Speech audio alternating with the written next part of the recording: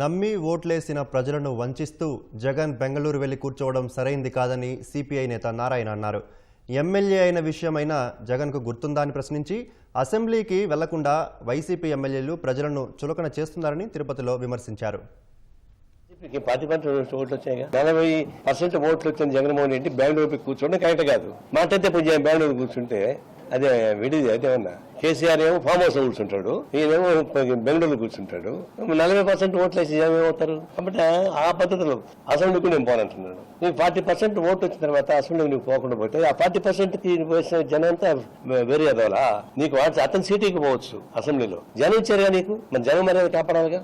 అసెంబ్లీలో వాళ్ళకి ఒక లెక్క ఉంది, ఆ లెక్క ప్రకారం మా గ్రూప్ ఎంత ఉంటే మేము ఎంత ఉంటుంది. ఆ రూల్స్ అవి వాళ్ళు సొంతం చేసేది కాదు. అక్కడ నువ్వు అసెంబ్లీ పోయి కొట్లాడాల్సింది వదిలిపెట్టి 40% ఓటు వచ్చినటువంటి మీరు 40% జనాల్ని వెర్రివదనం చేసి బెంగళూరు కూర్చోవడం మంచిది కాదని నా ఉద్దేశం.